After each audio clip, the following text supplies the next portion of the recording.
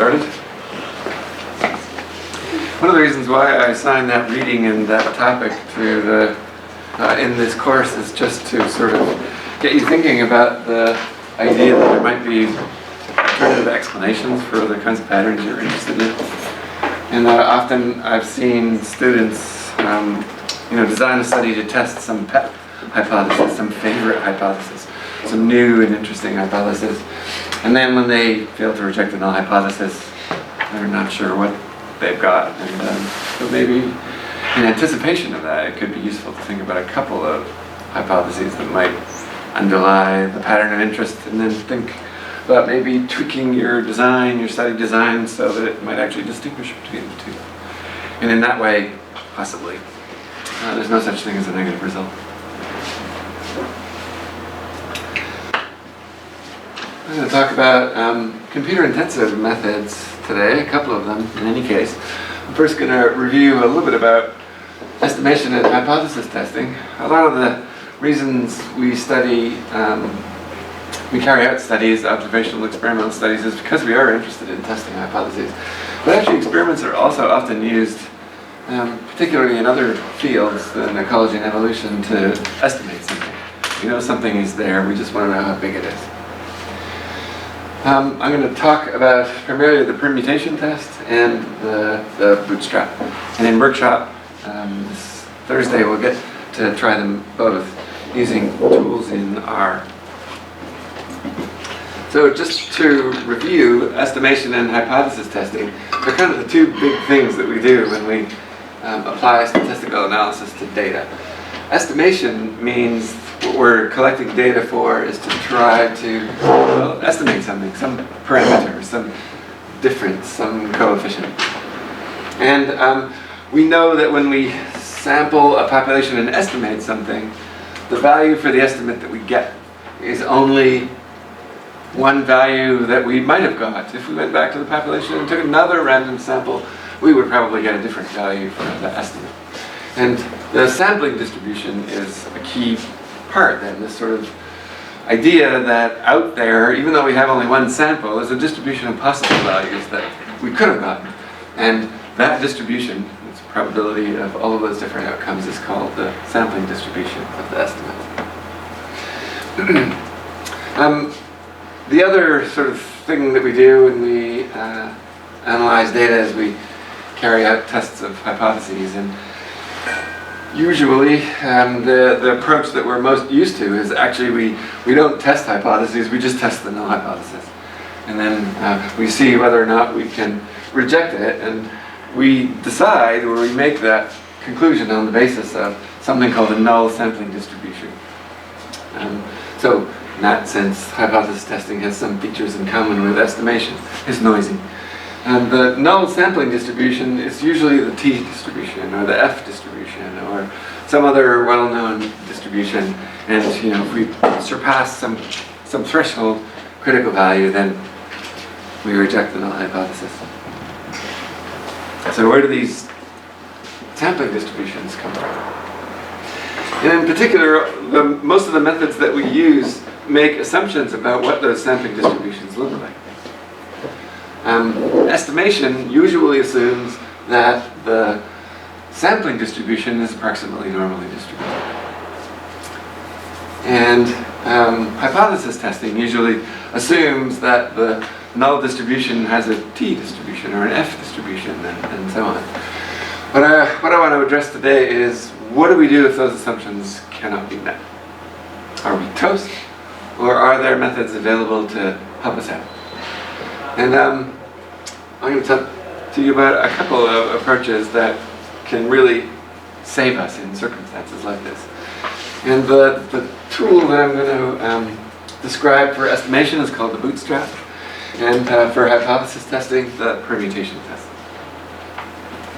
But the basic idea is, we don't have a formula at all. We don't have a probability distribution at all. We make no assumptions about the probability distribution, or as few as possible. And we use the power of the computer to generate our sampling distributions for us. And I'll show you how. So I'll start with the permutation test, because we already have some idea of what a permutation test is. So when we test a hypothesis, or in particular when we test a null hypothesis, we have to have some idea of the distribution of possible values that we could get for our test statistic. And we use that to decide whether our test, the observed value of the test statistic is extreme under the null hypothesis. And so to do that, we generate a null distribution. And in a permutation test, that null distribution is generated by by taking the observations and randomly reassigning them to the two groups. So that's the example that I'll give, where we're trying to test for differences between groups. And the null distribution can be created simply by taking all of the observations and randomly reassigning them to those groups over and over again. Now, you already are familiar with one such procedure called the Mann-Whitney U-test, or the Wilcoxon rank sum test, which is in fact a permutation test. So the Mann-Whitney U-test, what it does is it takes the data, it replaces them by their ranks, 1 through n, or 1 through r, and then it randomly reassigns the ranks to the two groups over and over and over again. And that's convenient because the exact probability distribution of the rank sum statistic is known. Hence, we convert the data to the ranks and then do the permutation test. But if we have a computer, then we don't really need to know the exact probability distribution. And in this case, there's no need to replace the data by their ranks. Just permute the data itself. So that's the idea behind the permutation test. So the idea is already familiar to you, in fact. But what you may not have known is how you might actually accomplish this on a computer. That's pretty easy with a toolkit like R. So I'm going to show you an example. This is one from our book, Mike's in my book, where such a test might be useful. You've carried out an experiment looking at differences between two groups. You look at the data and you go, whoa, that's not normally distributed. That's highly skewed. I'm toast. You're not. Stay calm. So this is a study involving mating in the sage cricket. One thing I love about my field is that everybody works on some obscure organism. Today we're going to learn something about sage cricket. So in the sage cricket, the male offers his fleshy hindwings to the female during mating. So she, during mating, eats part of him. And apparently females get some nutrition from this, which raises the obvious question, is she more likely to mate when she's hungry? So this question occurred to Johnson et al., and they decided to test the idea with an experiment. So they took 24 females, they divided them into two groups. Sample sizes are not identical. You know why that happens already, despite your best efforts. So one group of females was starved and the other group was fed during the same period. And each trial consisted of placing a female into a cage with a single male, and then the waiting time to mating was recorded. And here are the observations. Starved females, fed females, and the question is there a difference in the time to mating for these two groups of females? So the data are not normally distributed. Here they are. Summarized. So treatment, time to mating, treatment, time to mating. And so what I've done in this case is I've taken one of the treatments and coded everything in red, so it's easier to follow what happens when I randomly permute the data. So we would frame the null and alternate hypothesis in terms of, say, the mean time to mating. And for our in conventional statistical analysis, we would convert this into a t distribution. We take the difference between the means, we would divide by the standard error of the difference, and we calculate t, and then compare that with the t distribution, the theoretical t distribution. But it's not going to work in this case because we violated severely the central assumption of normality. So in this case, we don't have to calculate a test statistic as a standardized difference between the means. We're just going to use the test statistic as the difference between the means. And we're just going to ask whether the observed difference is large, extremely large enough that we can say that our hypothesis is incorrect. So minus 18.26. The permutation test involves the following. So take one of the variables, so there's actually two variables here. They were trying to determine an association between. One is treatment itself, and that remains the same. That defines the two groups. And what I've done in the single permutation is I've taken all of the observations and then randomly reassigned them to the two groups. And so here's where my color coding makes it possible to see that the data really are sort of shuffled. The observations themselves are shuffled between the two groups. So the same number of data points before and after, exactly the same values before and after. All I've done is take one of the variables, time, and randomly reassigned it to the other variable, in this case the treatment group. And I just did this 10,000 times, which took a few seconds. It took less than a second, I think, on my laptop. And the claim, what I'm suggesting is that this represents a reasonable approximation to the null distribution for the test statistic. So each permutation, I calculated the difference between the means for the two groups, y bar 1 minus y bar 2. And here's what you get just from the randomly reassigning observations to a group. You end up with a null distribution. This is the frequency distribution of outcomes that are possible when the null hypothesis is true. And therefore it allows us to ask, well, is my observation extreme or not? And so what remains to be done is to figure out the tail probability. What is the probability of a result at least as extreme as the observed difference, which was minus 18.26. The one tail of the distribution is coded in red. But typically it's a two-tailed test, and so we would double this tail probability to calculate our p-value. Okay, so 712 observations out of 10,000 fell into that tail. And so the probability of falling in that tail is 0.0712. Double that to get the p-value for a two-sided test, and we get an approximate p-value of 0.1424. So in this case, we would not reject the null hypothesis. That's a permutation test. It's fairly intuitive.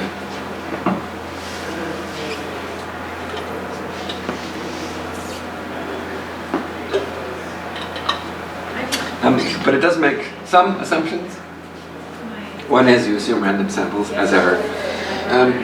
If all you want to do is permute the sample in order to determine whether there is some difference between those two groups, then you're fine. But if you want to be able to say that the two groups differ in their mean, or the two groups differ in their medians, then we have to make one more assumption, and that is that the two distributions have the same shape. The permutation test is reasonably robust to departures from that equal shape assumptions, and especially so when the sample sizes are large, and even more so than the rank test. Like the rank test, permutation tests have lower power than parametric tests when the assumptions of those parametric tests are met, but they're more powerful than the rank test that you've used up until now. Why is that? Well, you've not thrown away the numbers and replaced them by their ranks. So you include more information in a permutation test than in a rank test.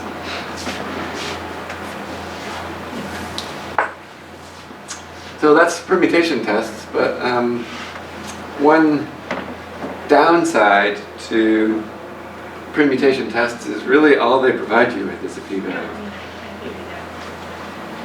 Whereas when you apply a parametric method that assumes normality, then not only do you get a p-value, if that is something you intend to do, but you also get an estimate of the difference with a standard error or confidence limit. So permutation tests, for that reason, are pretty boring by themselves. No important decision should ever be based on a p-value alone. So the permutation test is really just a part of what would be a full analysis of the data. And actually I have this complaint about non-parametric tests in general, including those based on ranks. You get really nothing out of it except a p-value. And for this reason, if you can transform your data, or if you can, you fit a distribution included in the sort of families of distributions in generalized linear models, then by all means you should do so. I think of permutation tests and rank tests as tests of last resort. But it's amazing how often you're in that situation.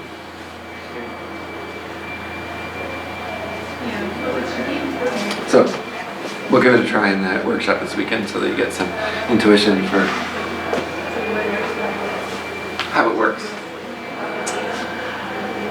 The other thing that I want to tell you about is the Bootstrap, which, well, as the sign says, is an excellent method. And I'm excited to tell you about it. So the Bootstrap is mainly used for estimation. Again, in circumstances where you can't meet the standard assumptions, like normal distribution. So it's a non-parametric method. It makes no assumptions about distributions at all. It can be applied to virtually any population parameter, including means. We already have methods for means, but we can use it when the data are awful, have an awful distribution. But any other as well, like proportions or linear model coefficients or anything else. It's handy when there's no ready formula for a standard error or a confidence interval, like the median. There's no simple formula to calculate a standard error or a confidence interval for a median, yet we often compare distributions using the median. So we'll do that in lab in the workshop on Thursday. But there are other kinds of things that maybe are a little bit different from what we normally do, but that are often used in certain circumstances, like trimmed means and eigenvalues. You can use the Bootstrap to get standard errors and confidence. It even works for estimates based on really complicated sampling procedures, because you can design a sampling procedure on the computer that follows that very same complicated sampling distribution.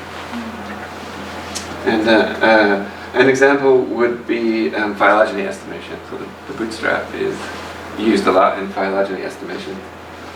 In fact, if you typed in Bootstrap into Google, probably most of your, or many, a high fraction of your examples would be of phylogeny estimation. Okay, so to understand how the Bootstrap works, I want to reintroduce you or remind you or go through exactly what estimation is and how it works normally. So estimation is we're trying to infer the value of a population parameter like a mean. We can't sample everybody in the population, we just have a random sample. And this gives us an estimate of the population parameter we're interested in, but not the value itself. The value of the estimate we know is almost never the same as the value of the population because of sampling error.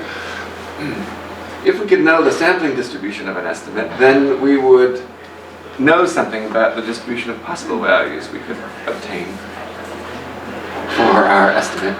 And that would allow us to calculate a standard error. And it's inconceivable that any of us would gather data, estimate something about a population, and not provide some measure of the uncertainty associated with that estimate. So standard error. And remember, the standard error is the standard deviation of that sampling distribution. So I'll go through a cartoon of how that works. So I may have gone through this in the beginning, the very first lecture. So here's a population, and I'm choosing an example in which I actually know the population, and it's the population of genes in the human genome. So let's call that a population. It's very large. And let's say what I would like is the mean length of genes in the human genome. And to do that, I'm going to take a random sample of genes. So here's the frequency distribution of gene lengths in the human genome. Anybody know what the longest gene is in the human genome? It's colossal. And it's called titin. It's a muscle protein. It's the length of the coding region only. And the mean gene length in the version of the human genome that I downloaded for this is 2,622 nucleotides. So that's the true mean. I know it because I enumerated it for the entire population, which in this example is known.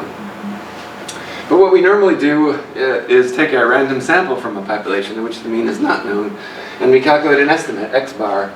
And I did this. I took a random sample of 100 genes and I obtained an x bar of 2411. I know already this is not the true mean. But I would like to know something about how close I might be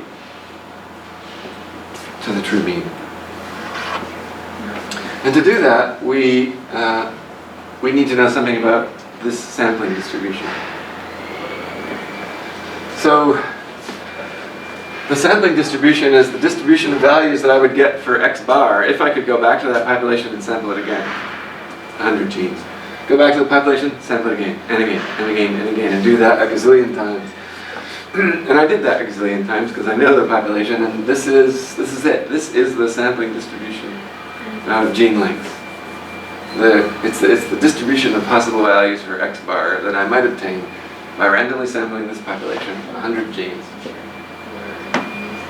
If only I could know what this sampling distribution was. But I have only one measly random sample. How am I going to learn anything about this sampling distribution on the basis of just one sample? And only a single value of x bar. Oh, well, before I answer that question, just to remind you, the standard error is one way in which we evaluate uncertainty, and the standard error does tell us, to some extent, on average, how close we are likely to be to the true value of the parameter. And the standard error is the standard deviation of this sampling distribution. So it measures the variation of sample estimates around the population parameter, and that's why, on average, it tells us something about how close we're likely to be to the true value. And if we can assume that this sampling distribution is normally distributed, then we know that almost all observations, 95% of them, will lie within 2 standard deviations of the mean of this sampling distribution. 2 standard errors, because the standard error is the standard deviation of this sampling distribution. And so what that means is, if we knew what the standard error was, we could take our x bar, we can count 1, 2 this way and 1, 2 that way, and we would have a 95% chance of bracketing the true population mean as a consequence. That's how the confidence interval works.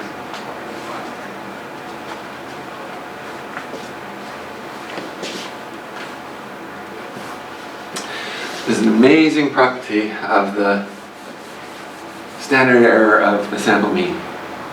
And that is, we don't need to take a gazillion samples from the population in order to estimate the standard deviation of that sampling distribution. We have a formula that does it. It just so happens, for the case of the sample mean, there's a very straightforward relationship between the standard deviation of the population itself and the standard deviation of the sampling distribution. And we have a pretty good estimate of the standard deviation of that original population. And here's the formula. It's just S over root n.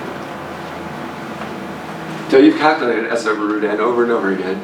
Every time you've calculated an x bar, a sample mean, S over root n is the standard error. And it's usually simply called the standard error of mean.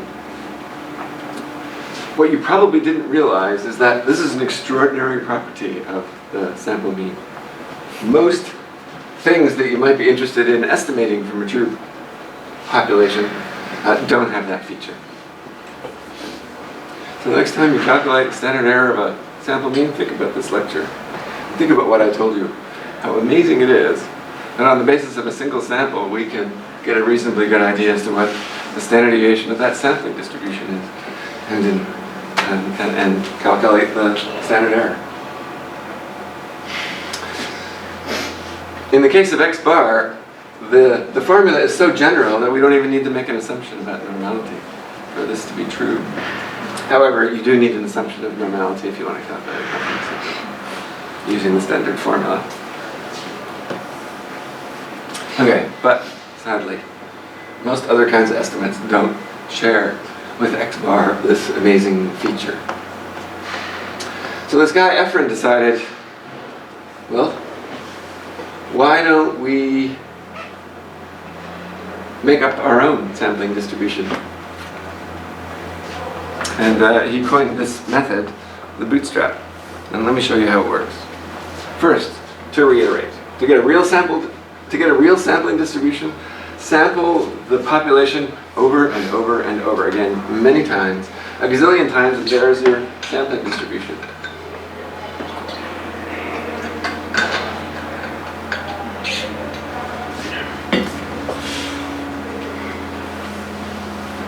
Efren's idea was, well, we don't have the population, but we have the sample. Let's pretend that's the population. So here's the sample that I obtained when I took 100 genes randomly. What Efren said is to estimate a standard error for the mean gene length based on a single sample, pretend that my sample is the population, and sample a gazillion times from that. So I did. Here is my sampling distribution.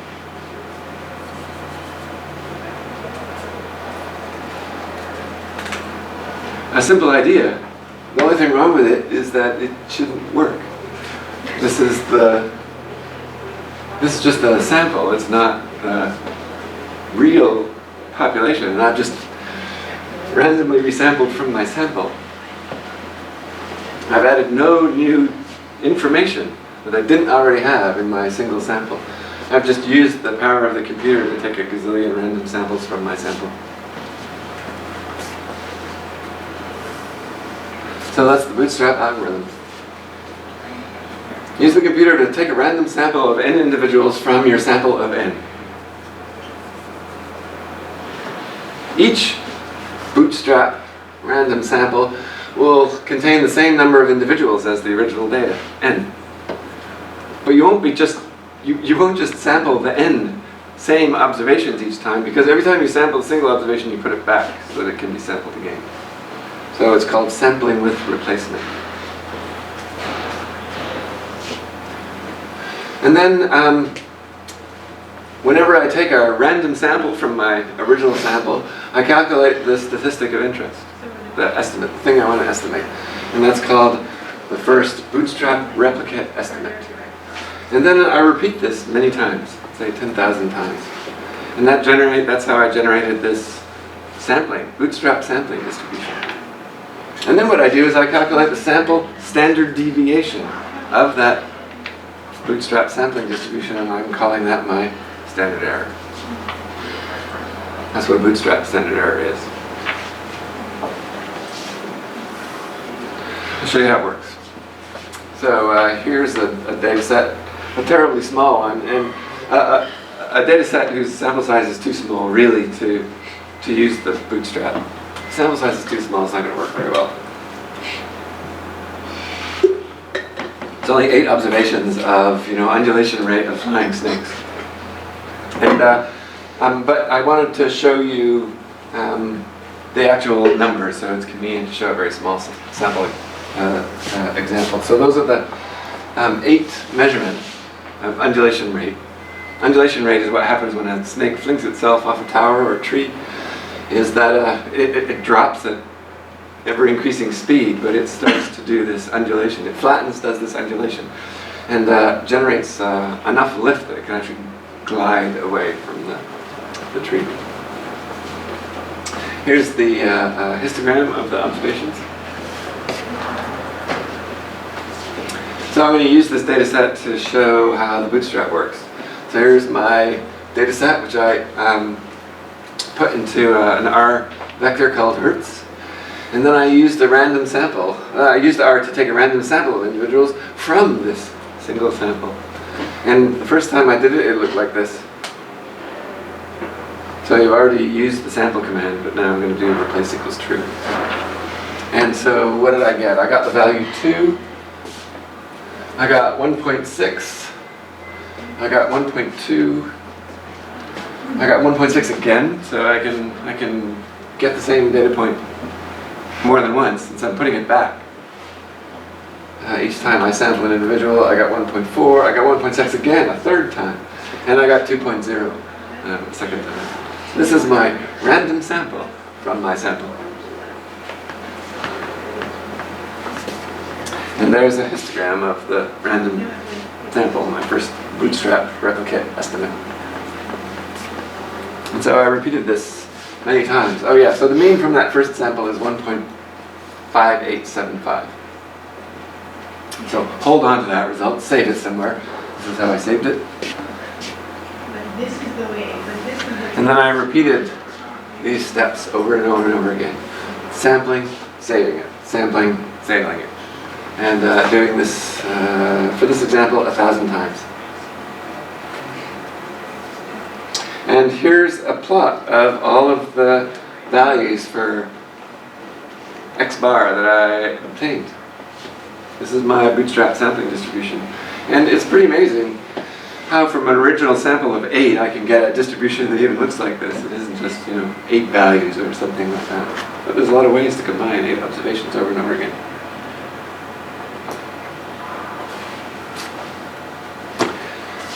So the last step in the procedure is to take the standard deviation of this sampling distribution and to use that as my estimate of the standard error. And I did that and got the value 0.107. So this is a case in which we already have a formula for the standard error, and it allows me then to compare the Bootstrap standard error with the standard error based on the usual formula S over root n, which gives me 0.115. So the Bootstrap standard error is a little bit smaller, and that's in large part because the sample size is so small. So we'll tend to underestimate if your sample size is too small. But it's not bad when you think about how I got it.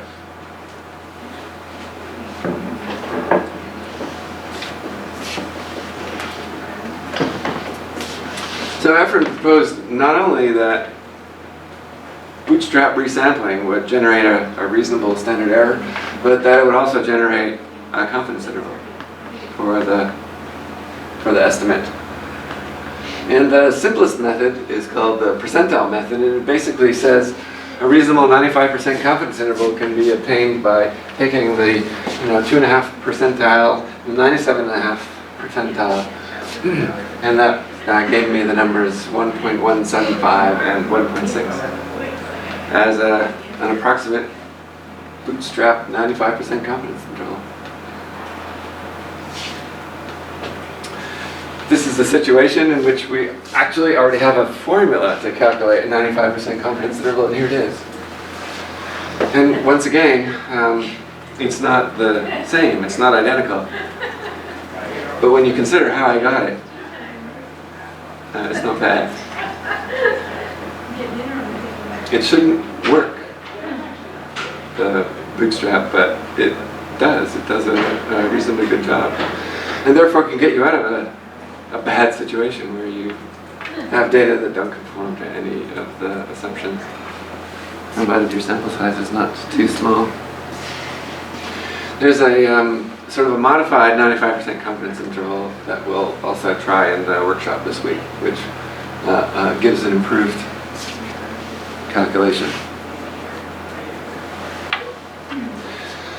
So that's an example of using the Bootstrap to calculate an estimate, a standard error of an estimate, and a 95% confidence interval by picking oneself up by one's own bootstraps.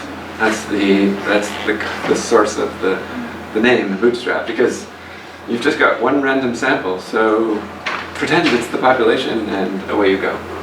Somehow this works. It was kind of genius. Why he thought this would work is pretty interesting. Because when he first proposed it, people thought this shouldn't work. But many computer simulations later, it's now a standard method, but you can't just calculate it. You need to code it. You need it in a computer.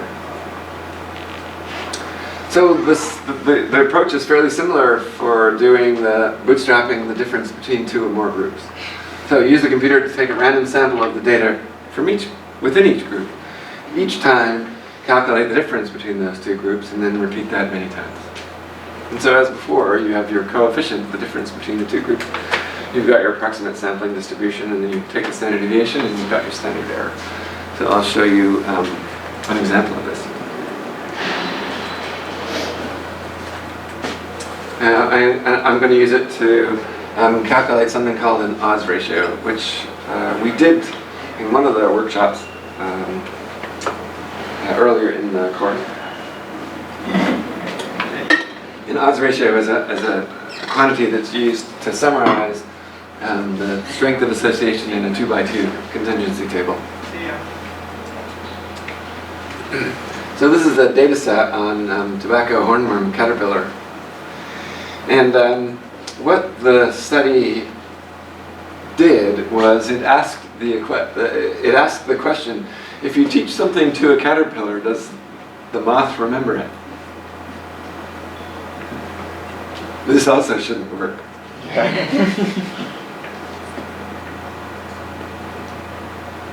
But what they placed the caterpillar in sort of a Y tube, and they trained the caterpillar when it chose the ethyl acetate odor to give it a little buzz, give it a little electric shock, and so it would learn to choose clean air rather than an ethyl acetate odor.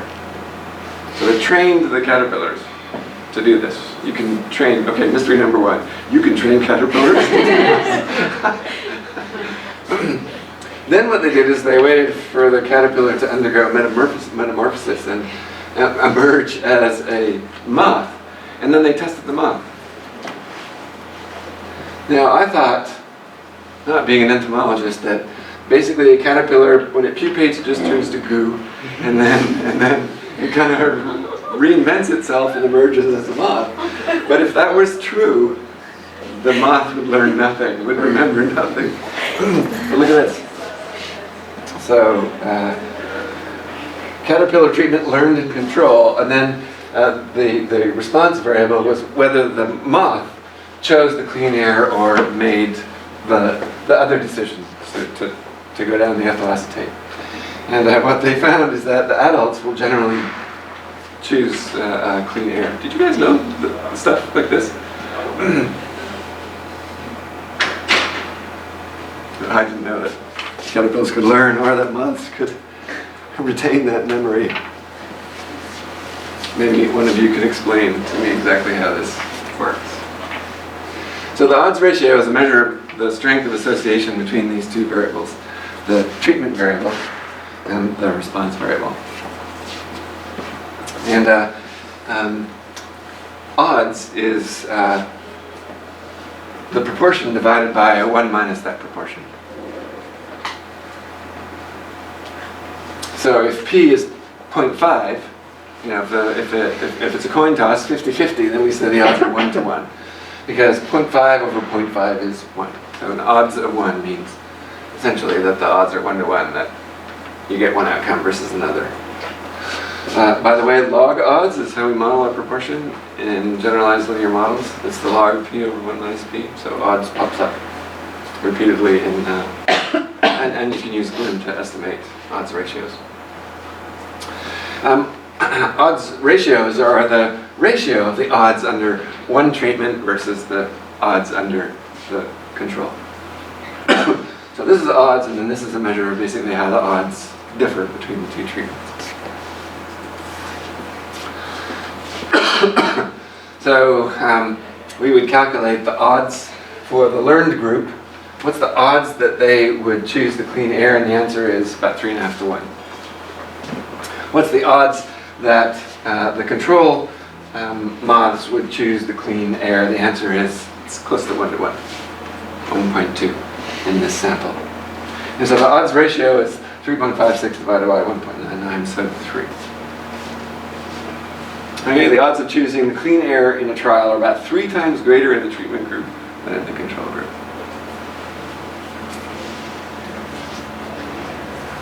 So now we want a standard error and a confidence interval for this ratio. And I'm just going to use this to illustrate then the two-group comparison using the Bootstrap. So here's the data for the two groups. The learn group, 32 ones and 9 zeros. Right, so here's the contingency table. 32 chose clean air. So if they chose clean air, we're going to give them a 1. And if they didn't choose the clean air, we're going to give them a 0. And so the learn group, the outcome, the response variable is 32 ones and 9 zeros. And the control group, 25 ones and 21 zeros. So the Bootstrap procedure involves taking a random sample from the data itself. And in each iteration, we take a random sample from the learn group, a random sample from the control group, and we calculate the odds ratio. And then we do this again and again and again. And we end up with a Bootstrap sampling distribution that looks like this. And the standard deviation of this sampling distribution, when I did this based on n equal, or a b equals 1,000 Bootstrap replicates, 2.26. And then it's possible to get R to give you the confidence interval using the percentile method, 1.21 to 8.67. The BCA method accounts for some of the skewness in the data and gives a slightly more accurate estimate, which is 1.14 and 7.93. There is already an approximate method for calculating confidence interval for odds ratios. And using that method, we get the value 1.17 and 7.65. So again, we have the ability to compare what the Bootstrap gave us versus what we would normally calculate in a formula. And it's pretty amazing how close they are when you consider how I got the Bootstrap value. And the point about the Bootstrap is that you can use it in situations where you don't have a formula to calculate or measure association.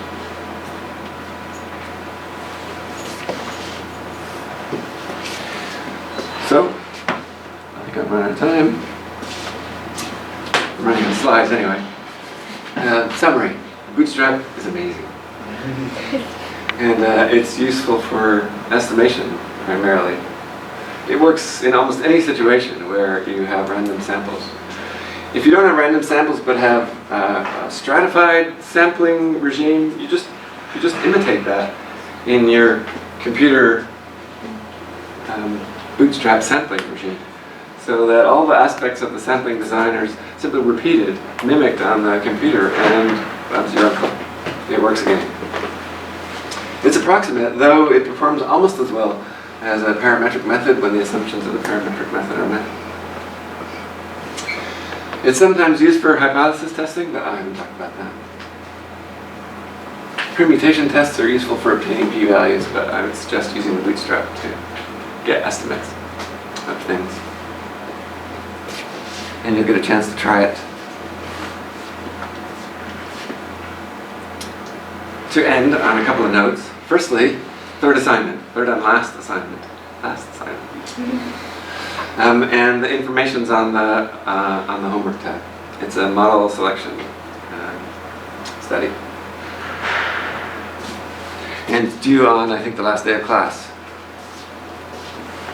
Next week, meta-analysis. We have our moderators, we have our presenters. See you Thursday.